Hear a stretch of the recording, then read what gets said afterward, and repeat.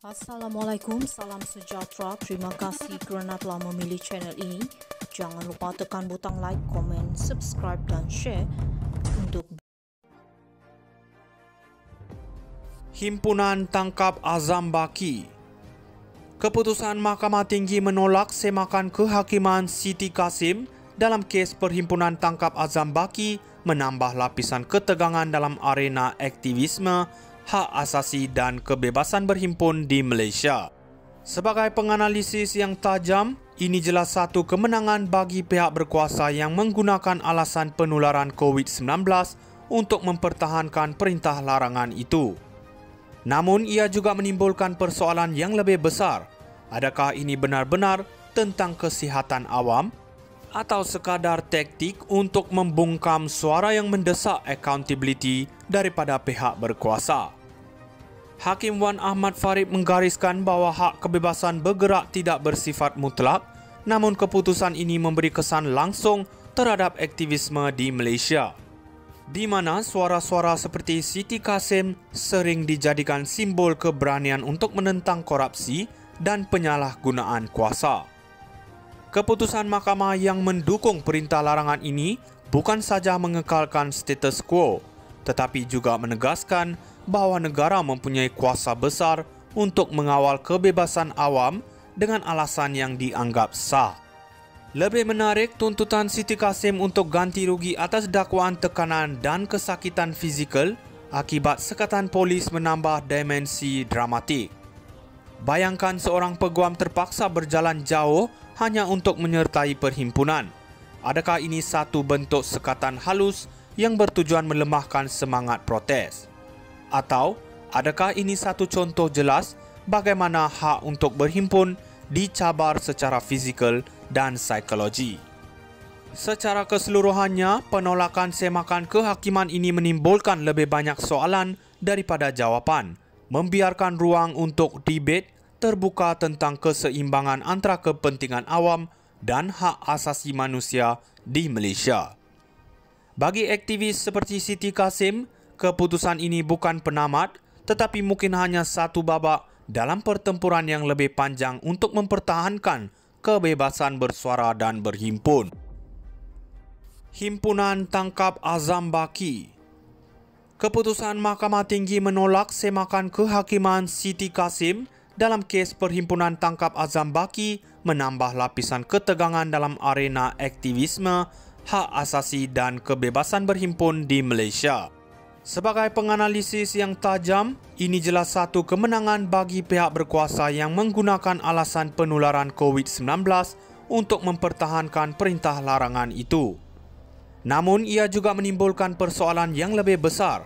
Adakah ini benar-benar tentang kesihatan awam atau sekadar taktik untuk membungkam suara yang mendesak accountability daripada pihak berkuasa? Hakim Wan Ahmad Farid menggariskan bahawa hak kebebasan bergerak tidak bersifat mutlak, namun keputusan ini memberi kesan langsung terhadap aktivisme di Malaysia, di mana suara-suara seperti Siti Kasim sering dijadikan simbol keberanian untuk menentang korupsi dan penyalahgunaan kuasa.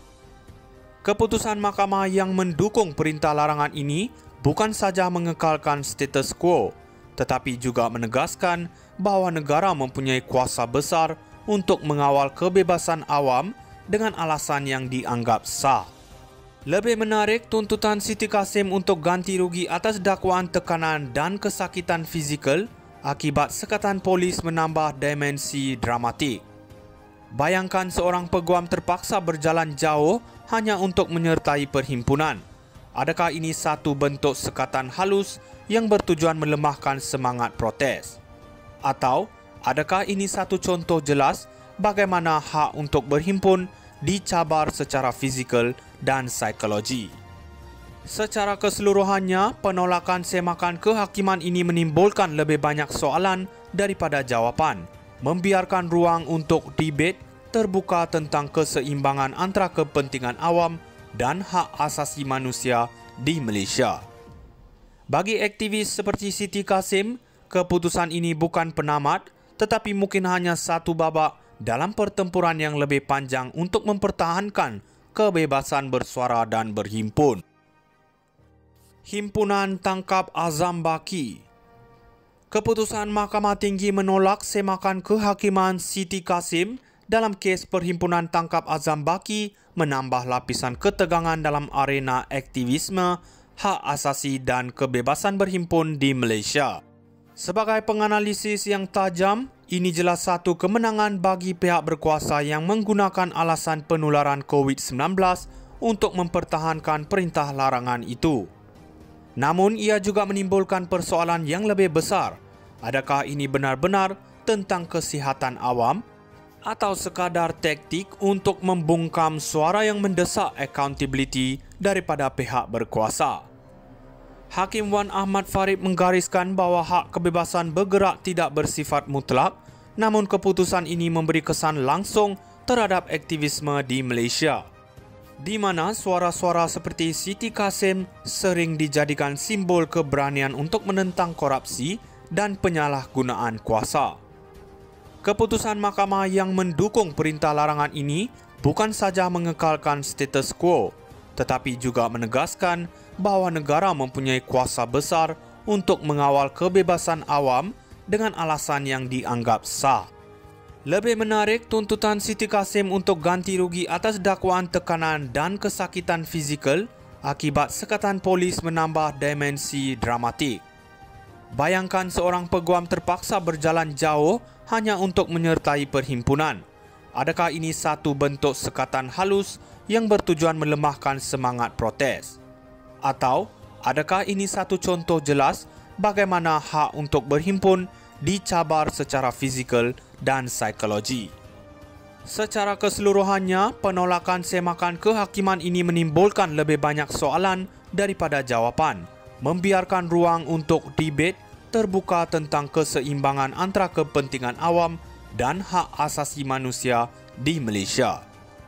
Bagi aktivis seperti Siti Kasim, keputusan ini bukan penamat, tetapi mungkin hanya satu babak dalam pertempuran yang lebih panjang untuk mempertahankan kebebasan bersuara dan berhimpun. Himpunan Tangkap Azam Baki. Keputusan Mahkamah Tinggi menolak semakan kehakiman Siti Kasim dalam kes Perhimpunan Tangkap Azam Baki menambah lapisan ketegangan dalam arena aktivisme, hak asasi dan kebebasan berhimpun di Malaysia. Sebagai penganalisis yang tajam, ini jelas satu kemenangan bagi pihak berkuasa yang menggunakan alasan penularan COVID-19 untuk mempertahankan perintah larangan itu. Namun, ia juga menimbulkan persoalan yang lebih besar. Adakah ini benar-benar